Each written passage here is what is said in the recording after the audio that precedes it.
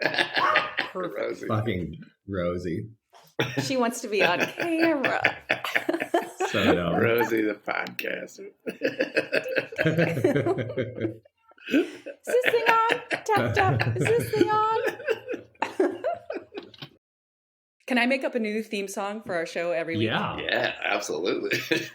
Okay. Welcome to the party. It's the Showrunner Show podcast. The Showrunner Show. Good. That was pretty amazing. impressive. That was really good. Thank you. And there's going to be a new one every week. So This is the Showrunner Show. I'm John Eric Dowdle. and I'm Drew Dowdle. And I am Stacy Shabosky, but my married name is Stacy Dowdle, so I'm officially a Dowdle. So John and Drew are brothers, and I am married to John. So it's a whole family affair. The three of us really have been working together for 20 some years now, full time. We've been through lots of ups and downs and lots of learned a lot along the way. And really what we want to do with this is we want to break down the role of the showrunner into little bite-sized pieces so that anyone who's thinking about doing it, wants to do it, has, ambitions to do it, can step into it with a little more knowledge and, have it demystified a little better so that it isn't such a hard thing to figure out what, get your arms around. If you work in television, you're either going to be a showrunner one day or you're going to work with a showrunner. If you're going to work in TV at all, a showrunner is going to be an important part of your life, like a super important part of your life. So just knowing whether it's something you aspire to be because you're a writer or a creator, or whether it's something you have no interest in doing, maybe you're a line producer and you're never going to be a showrunner, but you're going to work with them all the time. And between the three of us, we write, we direct, we produce. We've done a handful of movies, and we kind of came into the TV world about 6 years ago from the feature world. And so for us, it was constantly trying to figure out the mystery of TV and how it works and what is a showrunner and, what are their responsibilities and who's got the authority and all of those, the puzzle of TV was kind of a mystery to us not that long ago. And now we've done, 4 seasons of TV and we're still figuring it out. But I think we have come to some conclusions, and I think this show would be, maybe helpful for anyone that might be wanting to go down that same path.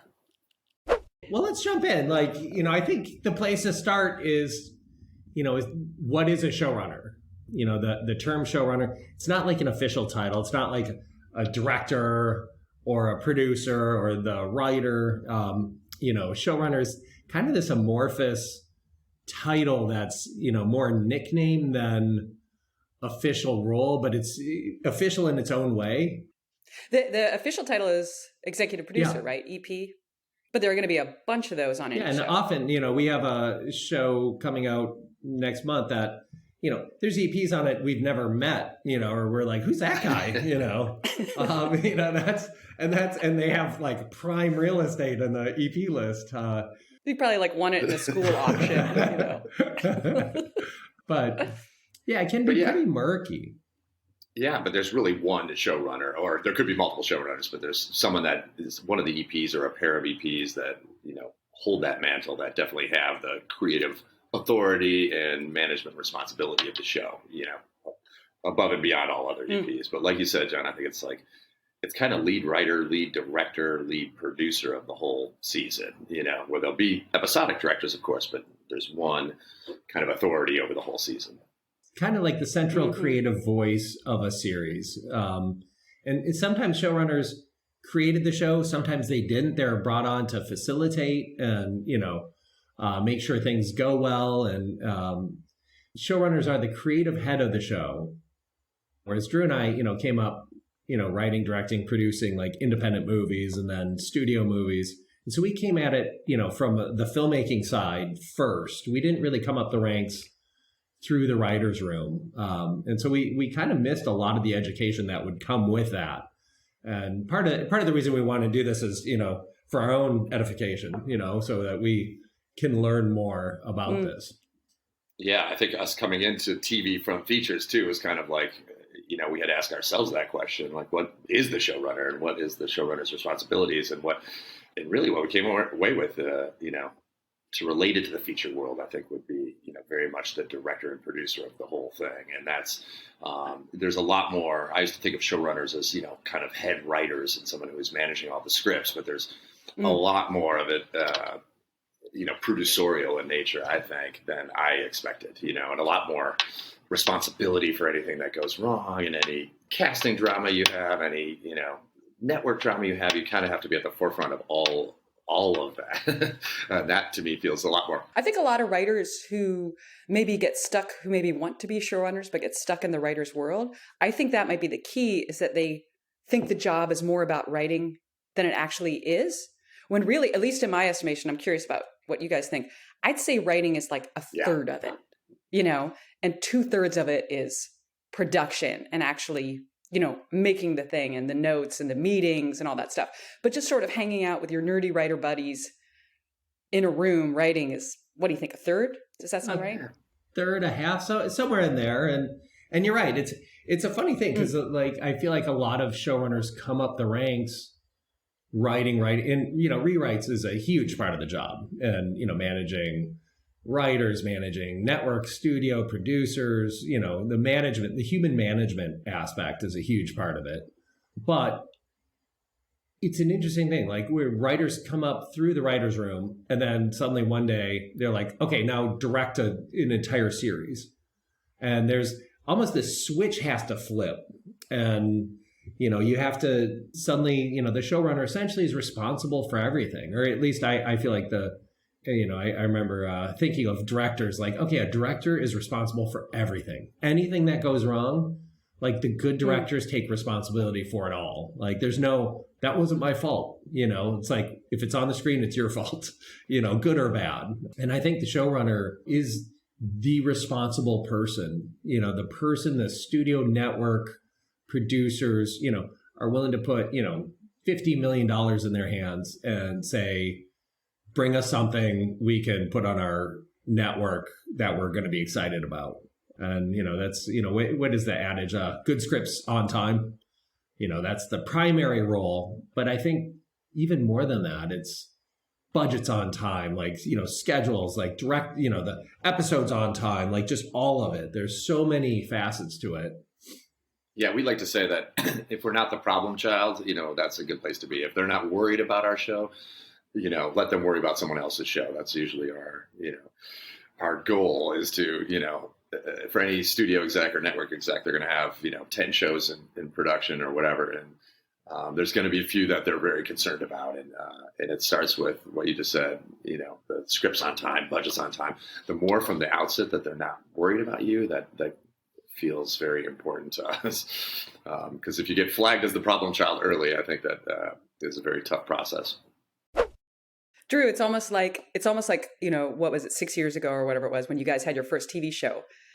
It would have been nice if somebody knocked on your trailer door and was like, hi, I'm from HR. I'm going to give you a brief overview of how this is completely different, but also very similar to film and what you're expected to do and how it works and who you're going to be dealing with. And nobody knocked on your trailer door. You just had to figure it out. You did a great job of it because you get to keep letting you do it, I know. Which is a win. So I feel like that's also what this podcast is. It's like the knock on the trailer door going. That's right. And I think our first season of TV, we had a feature script that a studio said, hey, we love this if you turn it into a TV show instead, a limited series. And so we went down the path of starting to turn a feature screenplay, which was, thankfully very long. So we had a lot of, it's kind of two movies in one, but we had, the creative process of expanding it into episodes. But then when we flipped into pre-production and kind of getting in that zone, the studio and network were like, okay, we need, to pair you with someone who's showrun before. And for us, it was kind of like, well, we direct and produce, so why, we can do that, but it was, TV is just such a different animal, and it ultimately isn't all that different. But I think for your first time through it, having someone with some TV experience, we felt was very helpful.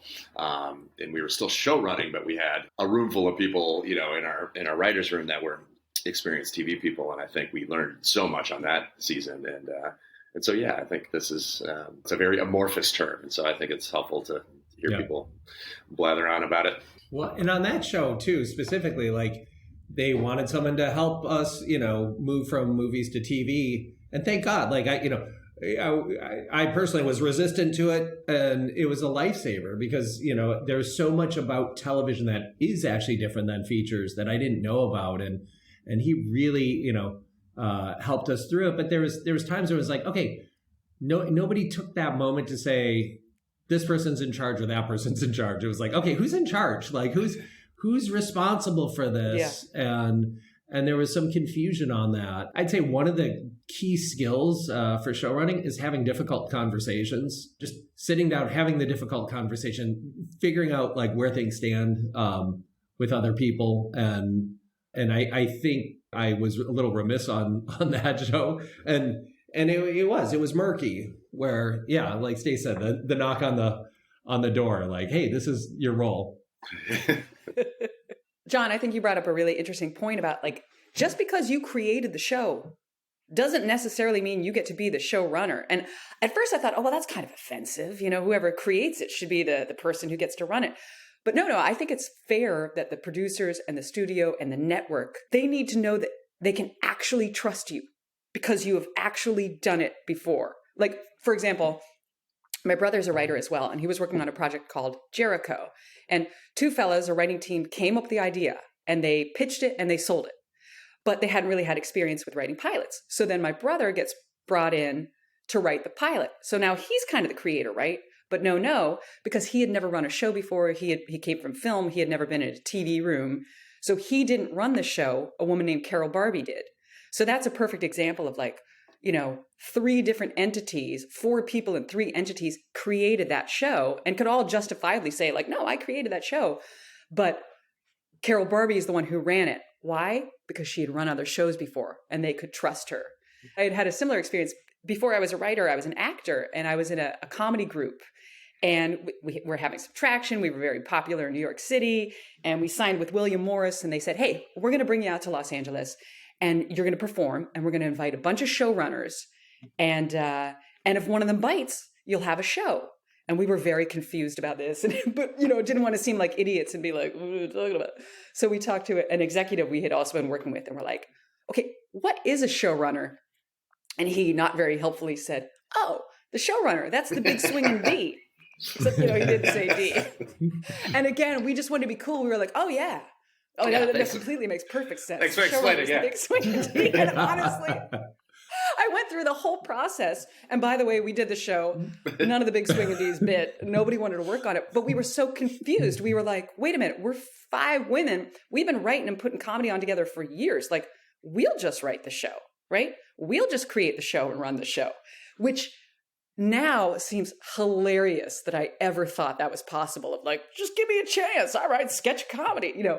But after decades of experience, but at the time, I really, truly did not understand, like, well, if I'm creating the show, why would I need somebody else to hold my hand? What are they? I don't understand. Yeah. You know, one of the things, there's the Writers Guild has a showrunner training camp or boot camp. And it's to get into it, you have to have a show that you're currently showrunning. In fact, they've because there's such a need for it, they're turning away people who actually have a show. And, you know, to me, like I was thinking like, that's kind of like, you know, giving someone a driving manual once you're on the freeway. Like, here's how to drive. It's like when you're show running, you don't have time to, I'm going to take a course now and come back in a week when the scripts are due. You know what I mean? It's at that point, it's too late. And, you know, I feel like there should be more helpful resources for people who are hoping to do that, you know, even, you know, considering, you know, a career in writing or at whatever stage, like to know what all is entailed and to make it, you know, demystified. It's, you know, it takes some craft. I feel like, you know, the craft, you know, being able to write and rewrite and manage tons and tons of notes. And it takes, you know, some organization. And frankly, it takes the 3 of us, like, you know, the 3 of us all work in conjunction. We like to say we're like a swarm of bees. There's always one of us like buzzing around, you know, but we like whenever there's 2 or 3 of us in the same place, we're like, oh, something's not happening if the 3 of us are hanging out together. Wait, why are we doing a podcast? We don't have time for this. I thought this was a good idea. No, No, you're absolutely right. It blows my mind that some people do this as one human being, that someone can you showrun a show and even maybe direct the first block or the first episode as a single individual is kind of mind blowing. But people do it. And I think it's a huge job, and it's the kind of job that you need really good support if you're doing it alone, for sure. And even if you're not doing it alone, you need really good support. And the human management element of it is just so massive. And, the hiring and staffing element of it is so important. And I think that's one thing we've learned over and over again. And we've been, pretty lucky in our staffing and have had really good, supportive, strong number twos in our rooms and, strong line producers. But it really, the human management side of it is extremely big part of it. Here's the thing. The job lasts forever. Like, I am not a showrunner, so I'm a writer. So I often do projects with you guys where, like, at this point, say there is a season of television, Joe Pickett season 2. I haven't been in the room for Joe Pickett season 2. It's been an entire year since the room ended. I kept writing, of course, but basically it was like, and yet you guys, I think, just finished post-production on that a week ago. Do you know what I mean? So 10 episodes of television that me as a writer and a co-producer really put my heart and soul into it, worked really hard, got super into it, loved the job, felt, invested in it. And yet my role in that ended in the room a year ago, April. And then even just being there as an on-set supervisor and producer and, writing drafts, that ended in August. It's April again. You guys have been the editorial and the sound mixes and the color corrections and the meetings and the marketing, that's all show running too. And it just takes a lot of time. Such an important point, Stacy. I love that. And, I think you think of notes as a showrunner being, script notes, creative, casting, things involved in the early side of it. But you have to be prepared to, address notes in editorial, of course, in the cuts of the episodes, but then in the visual effects and in the music and in the sound design and on stage. And it's just layers and layers and layers of responding to notes. And again, that kind of comes down to not just creative, but the human management of it and the executives you're working with and how forceful are the notes, how much do you agree with them or disagree with them? Like ultimately, you're creatively responsible for the show. So I think it's helpful to recognize notes that are additive and notes that really are helping the show versus notes that are kind of for notes' sake or might even be destructive to the show, and identifying, not just the individuals and whose notes you trust, but I think also everyone can have great notes and bad notes. And I think, being able to kind of decide which notes to take and which ones not to, and knowing how to politely and delicately and politically reject notes is a real part of the job. You can always make great changes with bad notes. There's times when notes are like, hey, we want you to do this differently than what you really want to do. And sometimes that hurts, and sometimes that's painful, and sometimes it's a lot of work. And sometimes you had a scene or a moment or a character that you loved. And part of it is just, keeping your eyes on the horizon, not on the wave. If you keep your eyes on the wave, you're going to get seasick. If you keep your eyes on the horizon, you're able to weather that storm in a different way and say like, okay, at the end of the day, it is or it isn't. This is a series or it's not a series. And every, picking little fights along the way won't help the objective of getting it done. One thing, speaking of nautical references, I always like to think of the job of show running, in a way it's almost like the Odyssey. It's like you're on a ship and you're going from island to island, and every island has its different customs, its different problems, its different issues. And the islands, they have no like real connection with each other. It's like you're in the writer's room island, and then you go to the production island, and then you're with the actor island, and then you're in the post-production island. And then you're, in the sound, and every one of these has its own kind of customs and problems, and none of them talk to each other. So it's up to you to remember why things are the way they are and what is essential and what isn't. Because, every island thinks their island is the entire world. Every department, the, costume designer sees the entire show through the lens of costume designs only. And, the great ones see more than that and see story and, do everything based on story. But, typically every department thinks the whole world is just that one department. And it's up to you, to keep track of what's necessary. Otherwise, just this drift sets in and this thing that could have been great slowly just becomes muddy. And I think one of the keys too is like having Argonauts, having people you trust to keep you from, steering the ship into the, sirens when the sirens beckon, you know what I mean? Like people you trust around you. And, I feel like the three of us are each other's Argonauts and, we work together and we sort of keep each other sane. And there's a lot of moments where you question like, hey, am I the crazy one in this situation? And sometimes, I am, and sometimes I'm not. And it's helpful for me to have the two of you, talking me through, which is which. And I feel like this is a job where you need partners. It's too much work. It's an impossible job. It's too much work for one person. It's too much work for three people. Like we work very hard on a show. And it's critical to have people you trust and you can rely on to help walk through, go from island to island with you and help you, find that consistency. I feel like a showrunner might be the only, tell me if I'm wrong, you guys would know better than I do, but I feel like a showrunner might be the only position where you have to zoom into the ultra specifics, like picture cars, like what kind of truck should we have in the parking lot? And, what kind of shoe should this character wear? And, and a character that shows up and says one line that you zoom in and you're actually a part of that decision making. But then you have to zoom out and see all the big stuff, like, how it looks in the end, how much it costs, marketing, all the, just the final product of the final big TV show. Like I know network execs and studio execs and producers, they're part of the big picture for sure. They're looking at all that big picture stuff, but they don't ever have to, or they don't generally tend to zoom in on the super. They're not going to sit in on a picture car meeting and decide whether it's going to be a Ford or a Chevy. You know what I mean? And then you have other people like, the line producer who might be in it for that Ford and Chevy conversation and the big picture of like the budget for the whole thing, because money affects everything, right?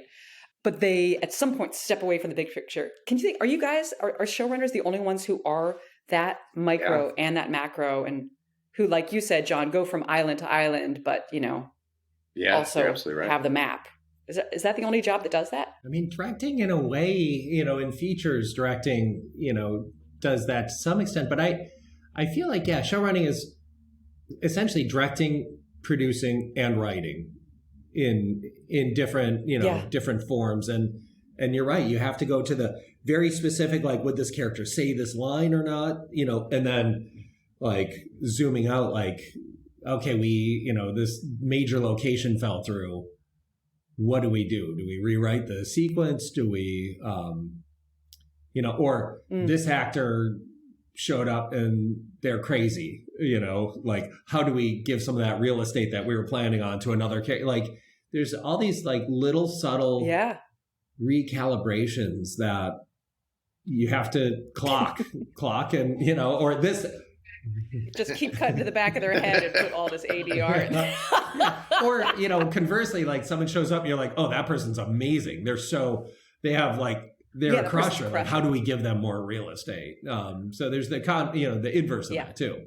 I mean, that's only in production though. Then there's post, which, not to say it again, but post lasts forever. Like you guys, you were saying a director is also that kind of micro macro position, but how long does a television director, say somebody directs, a block, they direct episodes 1 and 2, it's done. 4 How days. long do they have before they turn their cut in? And 4 how days. long do they get? How long?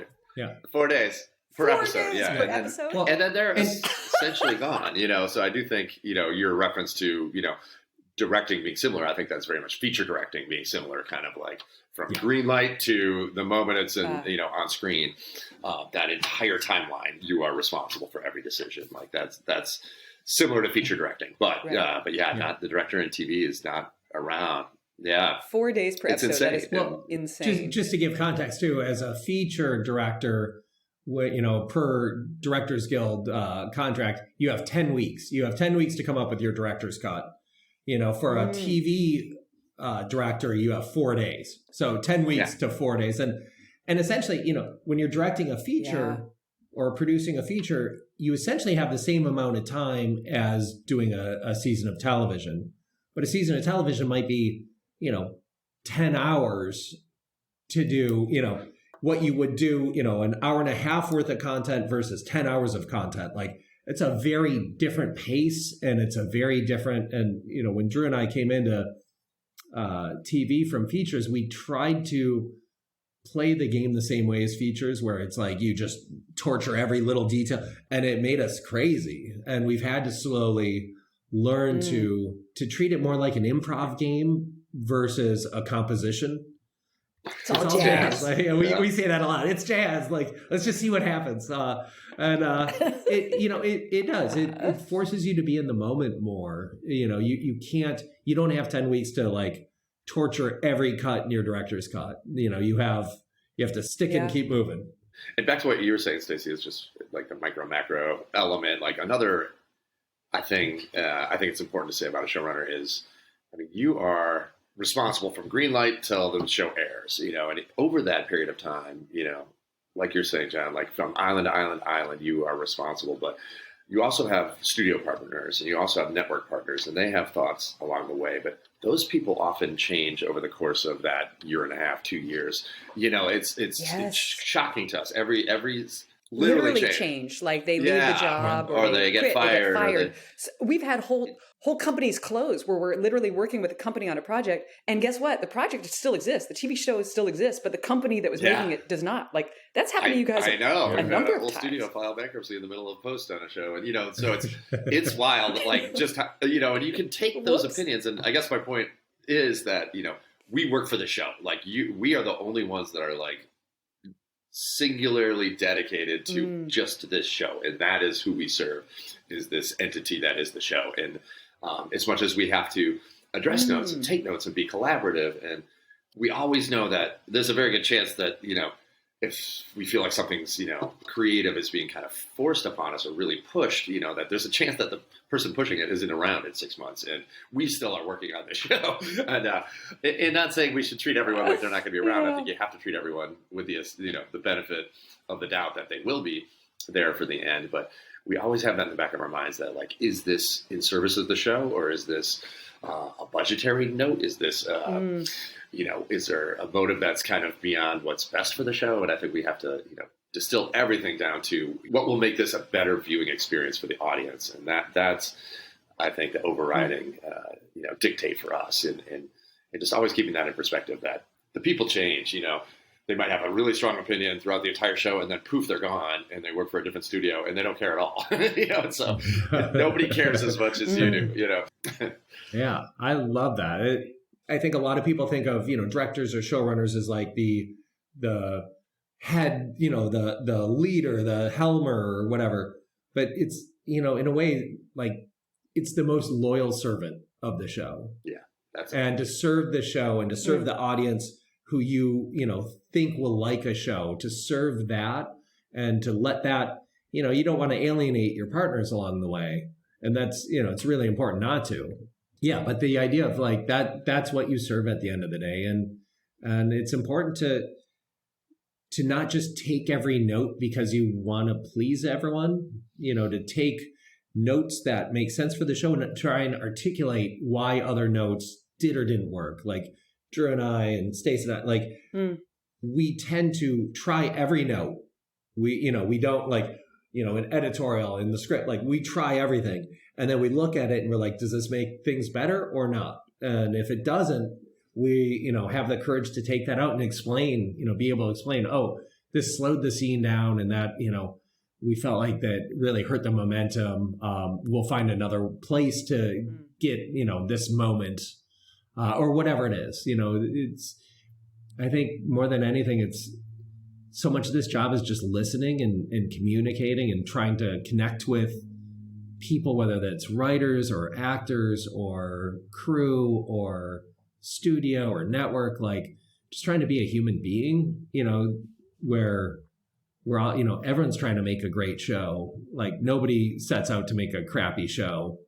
And, execs are scared that they'll give notes that break the show, and writers are scared that they'll break the show if they take notes. And it won't, the show won't break. But I think, again, keeping your eyes on the horizon, the long term instead of every little detail can be really helpful.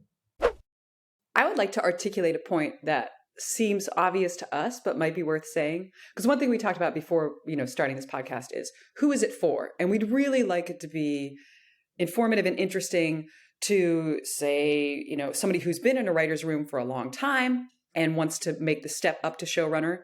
But we also want it to be interesting and informative to that, 16-year-old in the middle of the country who dreams about maybe being a professional writer, maybe studying it in college, but hasn't even, gone down the road, just loves TV. So we'd like it to be interesting to all those people. So for the less experienced listener, I would like to articulate the point that the showrunner is the boss of a whole lot of people. If they come in and say, I want the shoes to be red, well, then the shoes will be red. Or, I want it to look like this. Like if they are the boss, and not that you would ever act that way. You wouldn't act like a big old boss jerk, but your word is the most important word to almost everyone in the whole experience. But you yourself have a boss.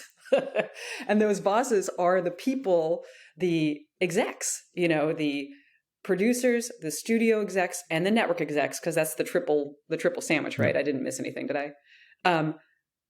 When they give you notes, now they might not feel like your boss, you might feel like peers, but generally you are the person giving notes to everyone else, and then the execs give notes to you, and I have to say, you guys are sort of talking like, you have to decide when to say no to the notes. I think you two are famous, within the business, not world famous, for being so good about notes, for being so collaborative. And generally, I can't tell you because obviously I get your private experience of things. I hear you privately say all the time, that exec is so smart. They give such great notes.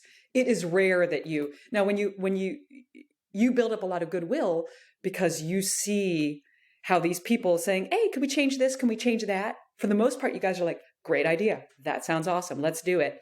And you're going to try it no matter what. However, as you said, you might try something and then decide, guess what? We tried it. We're communicating to you that it did not work, and here's why. Yeah. Did you? I saw your face change a little when I was like, "You're the boss of many people, No, that's but some right. people are the boss of you." You No, it froze up a little. Yeah, it just was. Oh, it froze up a little. I thought you were No. We all have to serve someone, and certainly, the network is ultimately the boss of the entire show all the time, and that's helpful to keep in mind. And I think what you said is absolutely correct in that. There's nothing I'd say more valuable for a show than having an exec at the studio or network level, either one, that is just dialed into what makes this show great. And he proves early that their notes are really smart and they absolutely get what you're trying to do. And they keep you honest. They tell you when you've taken something too far. We've had execs along the way that are like, oh my God, I totally trust their creative opinion. And it's like this the safety net that you have throughout the show. And I think that's an extremely, underappreciated figure on every show. And not every show has that. Sometimes you end up in a situation where it feels like all the notes are just disconnected from what you're trying to do. And that can happen too. But having that great exec with really good notes that knows exactly what you're doing and trying to accomplish is so helpful. It's like your first line of defense, your first critic, your first, before you, go to the firing squad of like releasing a show. It's helpful to take some shots along the way and, repair yourself and put out the best thing you can. They can see things clearly that you can't because when you're creating, it's daydreamy. You get into it and, you can't be in it and creating and be outside of it and just coldly analyzing all the time. I mean, you do that as a writer all the time. But at some point, you need somebody who sees, you're in a trance and they are not. And they can sometimes be like, hey, how, for example, with Joe Pickett, we were getting really into this thing. And Michael Dorman's such a wonderful actor. And the character that CJ Box created is such a wonderful character. we sort of got into this dreamy trance of like, how far can we push this guy? And we were pitching this whole plot, to be honest, where he sort of like commits cold-blooded murder, and we were into it. It was cool because Michael Dorman would have acted the shit out of it, and it was when one of the network execs who was like, I notice that your wonderful hero is a cold-blooded murderer. Could we maybe not so much with the hero? Does everything have to be Breaking Bad? I can't remember how she phrased it, but it was like, you know what? And knowing you have that, kind of safety net, for lack of a better term, like allows you to try, bold things. And I think it's really refreshing to try bold things, knowing they'll tell you if you took it too far, and someone will raise their hand and say, "Hey, maybe not on that." And that I think makes the writers' room more prolific. And just as often they'll say, "We love it. It's if bold, you're pushing it's crazy, every we love draft, a first draft that you're presenting from a defensive posture, if you're kind of in a situation with a studio network where you feel like you've been attacked and you're kind of bracing for impact every time, I think that's not great for the creative process, in my opinion, to kind of feel like you can't take chances because you've been burned before or hurt before, and it really is great when you end up in situations with executives that let you try things and know that we can take notes and we can revise things and we can take out that story point that you don't like, and like all of it is malleable until it's a lot to cut, and the executives that get that, I think, are really great in that. Sometimes it has to try things before it lands to in its final resting place. Yeah, it's true. Like great execs can kind of be your Argonauts too. Yeah. Like oftentimes they are the people who are there from the first pitch to the, to the release. Sometimes they're not. Sometimes, we've had shows where there's execs from, Joe Pickett who are now at like 10 different studios and networks. And thankfully, like we got along with everyone really well, and now we, have people that we know and love at, a whole bunch of different studios and networks. And that's been really helpful. But, I remember, when we did a movie called The Poughkeepsie Tapes, the three of us worked on that. And when we were deep in post, it's like we were just editing it, ourselves. And I remember at that time being like, oh, I wish we had just some smart people we could show this to who would give us their, unbiased opinions. Like, I wish. Because it was an indie, right? There was no studio. It was just... It was just and the three of us like, editing. Looks good to me, like, will anyone else like this? Like, it's just helpful sometimes getting a bunch of smart people, watch it, give you honest feedback, and that managing that, both sides of that, both the good and the bad sides of that is such a critical part of this job. The Chihuahua. Hang on. Can anyone hear our Chihuahua? The Hang Chihuahua. on. Time out. I'm going to go stop her. Part of what we want this podcast to be is a demystification of all the facets that go into show running, and learning for ourselves. We'll be learning alongside you, but like talking to everyone from line producers to sound designers, like, what have they found helpful with showrunners, and what have they not found helpful, and just sort of talking through every aspect of this all the way down the line. So in the future, we want to bring other people into our conversation, like John said, line producers, composers, actors. Yeah, casting directors, like the metaphor you made. Yeah, the metaphor you made earlier about the Odyssey and the people from every one of those islands coming in to talk about what their experience of working with showrunners might be, and what they found effective and what they found destructive, and those kind of conversations.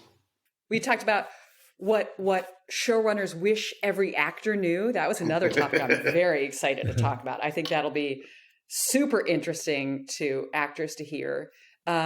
But probably it'd be fun to ask as well, like what every costume designer wish showrunners exactly knew. Right. Yeah. We can do it both ways. Yeah.